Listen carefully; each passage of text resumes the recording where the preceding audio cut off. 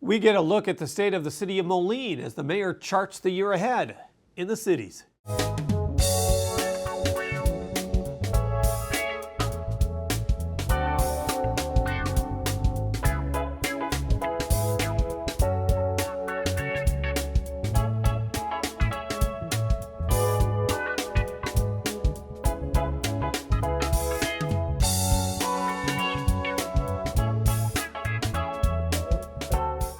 The mayor of Moline is looking back, but also looking forward. Civic Rayapati just delivered her State of the City, which helped underline the accomplishments she says Moline has seen over the past 12 months, but also forecast what she expects in the months ahead.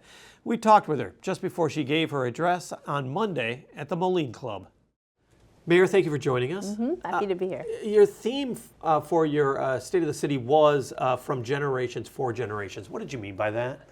Well, you know, I was sitting in church actually, and there's a line in our liturgy that's from generation to generation, and it got me thinking about all the things we had done during the year 2025 that were celebrating our past, but also looking to the future.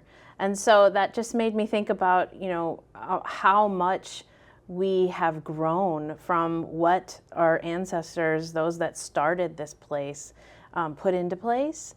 And I thought that would also be a great way to be able to talk about transformational change and where we're headed. Well, and at this point in time, transformational is exactly Moline, especially when you think of the opportunities of the I-74 bridge reconfiguration in downtown, and all the other things that are going on throughout the city. It is a chance for growth.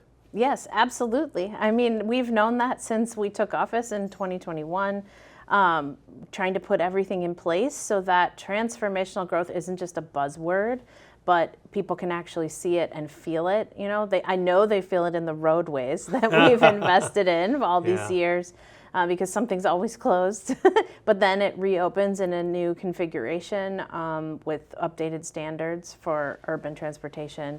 And I think roundabouts. Yeah, that's what I mean. Yeah, exactly. That's what I'm implying, Jim. I think it's really important that people understand that Moline is not trying to be something it's not. We are embracing who we've been and who we are now, and then also working to be everything that we can be, so to speak, right? We have a vision for the future instead of just what do we need to do this week, next week, and you know, it taking 1 week at a time. Well, that's one of the things, because you're calling for a strong, sustainable future. I was interested by the term sustainable future, because besides budgeting, responsible budgeting, what do you think sustainable future means? Oh, well, I mean, the core of it is sustainable budgeting, but that is based on how your economy is doing. And I was able to grab my data on our economic growth, right, for the last 4 years, and we've been in that 5 to 7 range for the last 4 years of percentage of economic growth, and that's really, really healthy, and that's where we want to be. And if we can be there regardless of what's happening in the national economic scene, right, because we know that the Quad Cities kind of rides out some of the housing market things and some of the employment stats we see. If we can maintain that 5 to 7% growth, then we're really becoming much more sustainable in terms of the health of our local economy. When you say 5 to 7% of economic growth, I mean, what's nice about Moline is it has a mix of industry, commercial, retail. Is that what you're talking about? Is the service? whole? Yeah, it's the whole. It's the whole. So I mean, each year we're exceeding, you know, the permitting evaluations and what have you for new construction or redevelopment, those kinds of things. That's wonderful. But we also want some of these new companies to come or to grow out of Moline and the Quad Cities.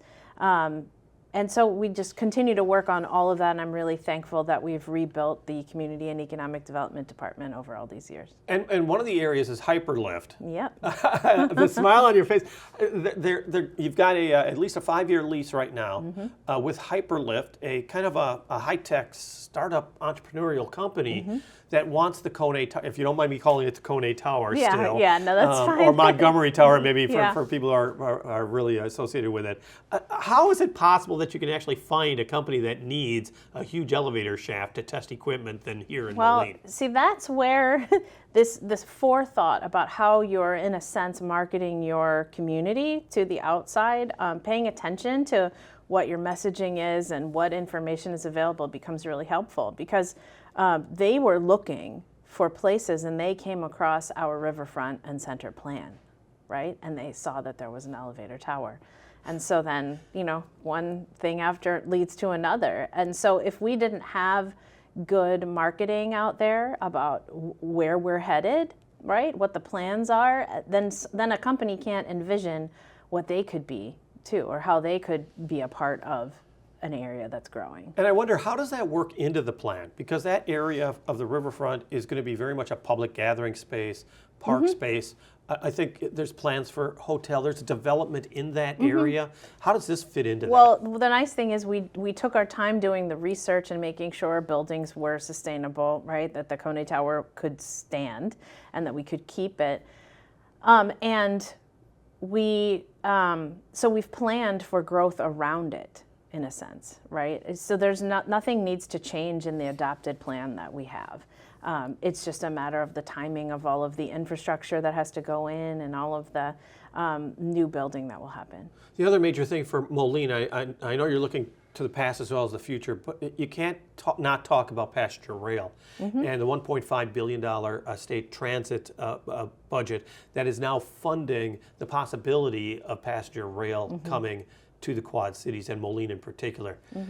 I think you had guarded optimism years ago. If guarded was even, if you even had the optimism. Yeah.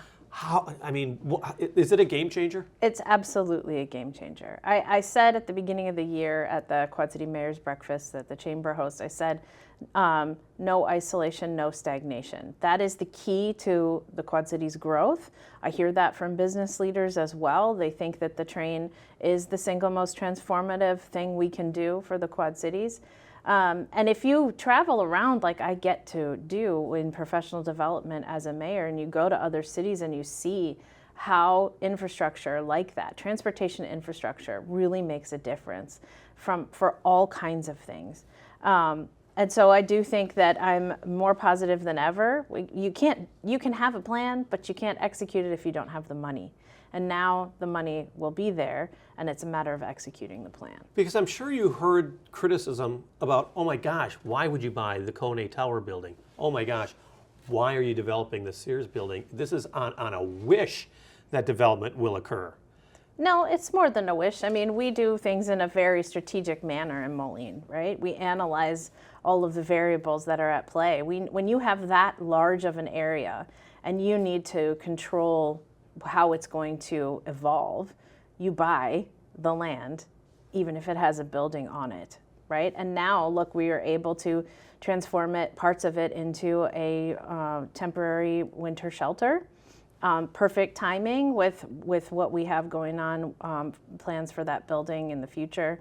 It's supposed to come down, right? So the fact that this is temporary, even as we work regionally for permanent shelter ideas or options, it worked out so well in so many ways. And I wanted to ask you about homelessness, and that is a perfect segue, is that it is temporary. Yes. But you do want to find some kind of a permanent solution to homelessness. Yes. You know that Rock Island had the issue as far as its social services ordinance. It really brought it to the forefront right now. What do you hope to see? And I know, that, as you mentioned, you want to coordinate with the other cities in the Quad Cities. How do you see that moving forward? Yeah, I mean, as I said in the press conference, we've been talking about housing solutions in depth since 2023. It's part of a new strategic plan in that year. We had to gather a lot of information. Staff had to get updated on, we don't have one person in charge of homelessness or shelter, right? But it's a real team effort. And between the council and staff sharing information and organizing those conversations, we're much farther ahead than potentially some of our other communities nearby because we analyzed before we executed, right?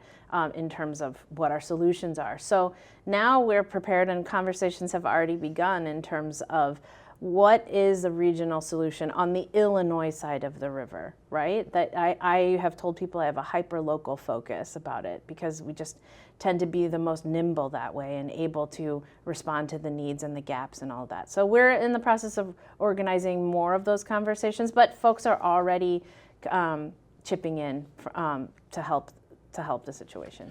Let's talk about commercial and retail. You got to be happy to see the old Hy-Vee being turned into a Burlington, I always want to say Burlington Coat Factory, but a Burlington store, as well as a Five Below store. So you're seeing some of those empty storefronts that are being filled, but also the challenge of South Park Mall continues. Yes. And it was interesting because Cohan, who's the owner of South Park Mall, has been referred to as the last owner of a mall, the last owner a mall sees. In other words, they're heavily criticized for letting them just dwindle to nothing, which of course hurts the tax base and it creates blight. What's the latest on South Park Mall as far as any redevelopment or anything that the city can do? Yeah, well, it's interesting. As I said, we're very strategic and we use a lot of data to make decisions. And I know my city administrator just reminded us that South Park, even as it is right now, does contribute quite more than you expect to our tax base. Yes. So to have it completely gone would be terrible. We keep tabs on what Cohan is doing. We plan for what we might be able to do in the future. It's just a very intricate dance while you're building up the riverfront, which is going to have a major impact, and you know that you have this other project. And we had some things, in the hopper that were just about ready to come out before the mall was sold to another owner. So I think we have some really brilliant minds on economic development at the table, and they're keeping an eye on it and preparing. Truly a choice piece of property, obviously. Absolutely. The other choice piece of property that the city's always been trying to work on is the area south of the airport. And a study years ago was looking at more housing in that area and creating kind of a housing area for what's called the Airport South District, if I can call it that. But the council has just approved 3 parcels of land that's going to become a solar farm. How does that fit in with the plan for the district to become more of a residential area, or how do you want to see that developed now? I think that the answer in many communities of age, right, is not always to grow outward, but to grow upward. That increasing density in smart ways, we have 3 development deals for downtown housing right now. We have other spaces that can have housing and multiple housing types. Though that's really important and much more efficient because you already have the infrastructure set up. You already have police and fire set up for those areas. It will be an expensive endeavor to actually build out the housing plans that were there from years ago. Because we're talking about schools, we're talking about school, sewer, water, electrical, everything, and then the manpower or human power to have police and fire cover those areas. So it's a really efficient and effective project to have solar down there because that will help balance some costs for the city and or residents. And it's putting the land to good use. And it's not just plopping panels down. We have a plan for the agrivoltaic or working with pollinators underneath so that we're getting a lot out of that space, even if it's not housing at the moment. The city administrator says that we can expect, and I use this term as a quote, significant construction in 2026. Is that what you're seeing? Is that we're going to see, like you were saying, transformative construction in the coming year? Yeah, that's the expectation. Everybody knows that the riverfront has to start seeing some ground move or some movement. I mean, you've already seen some buildup of where we put sludge to build things up a little bit. So that's underway.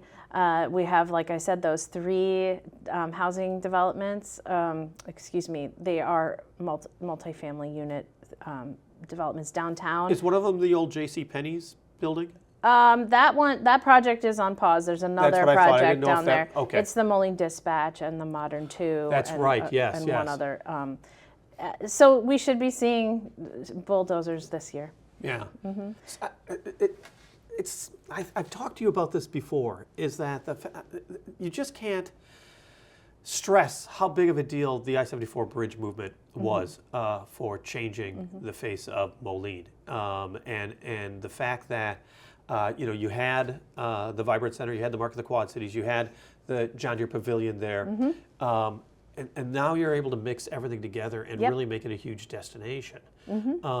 Are you going to really, because there have been plans, we've seen drawings, we know there's no zip line coming. But I mean, are we really close to following that plan? I mean, is that seemingly what's going to work? Yeah. That's my simple answer, is we're following the plan. We don't deviate. I mean, we don't spend all kinds of money to have a plan and then veer away from it. It would have to be specific variables that make a plan have to change, and we haven't seen those yet. So really, it always starts with infrastructure. You can't build on top, and people sort of sometimes expect that you can just plop a building on an empty space of property, but it's what's underneath that has to be prepared very well and very thoughtfully to handle what's coming. And so that's been where we've been at. So I know that you as mayor and I know city council members, they want to be as transparent as possible, and they want to be able to meet the people. And you have your good gatherings that are held on the third Sunday each month, and I wanted to promote that a bit.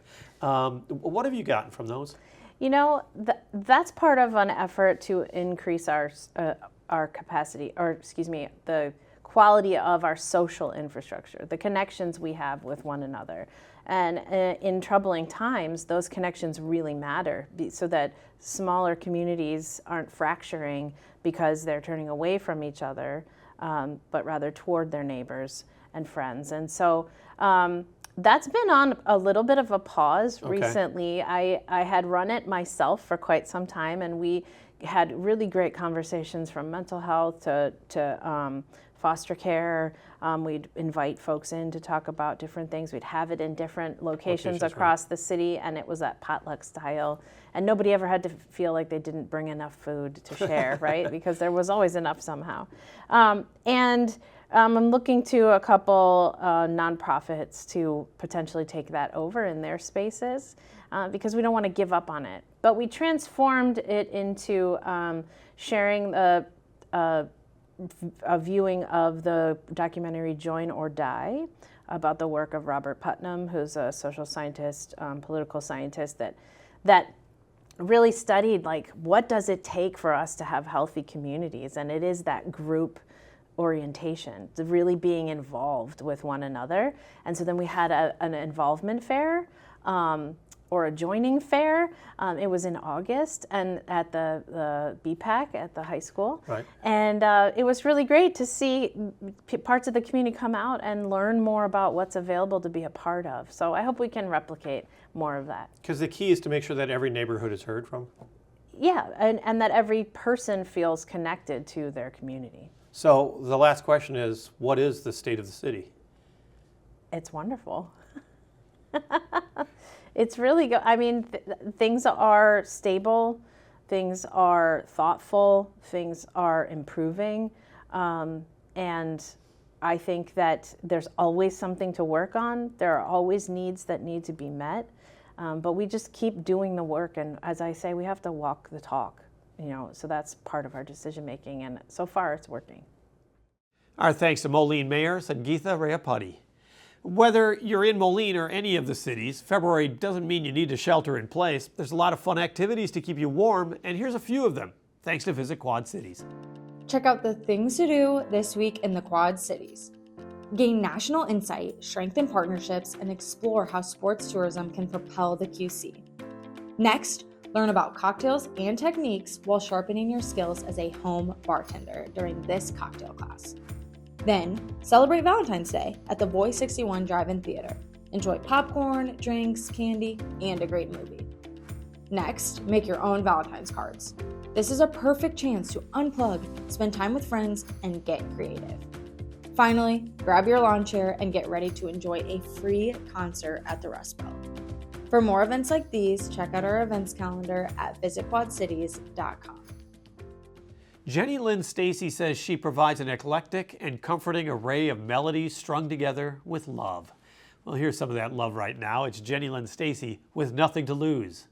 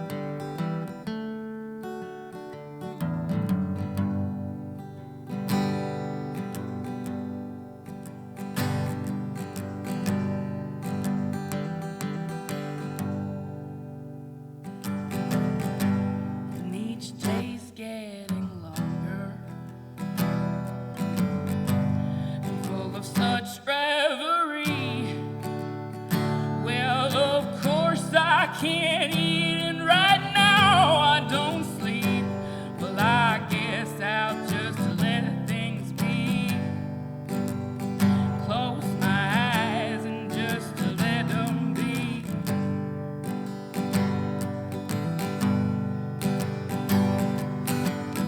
And I cry so hard just so I can drown my sorrows in bitter pursuit. And this world is setting me on fire. Now I know I've got nothing to lose. Well, goddamn, I've got nothing to lose.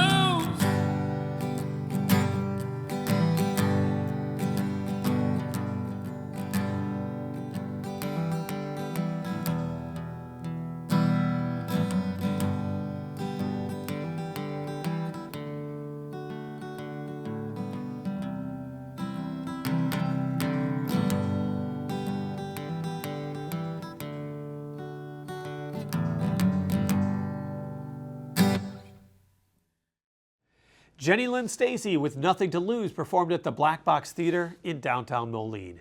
We're continuing to celebrate the 250th birthday of the Declaration of Independence by celebrating the Civic Spark in many of us that showcases the reason our work makes a difference in the community. We asked Eduardo Perez, the director of Western Illinois University's bilingual early learning lab, what is his Civic Spark?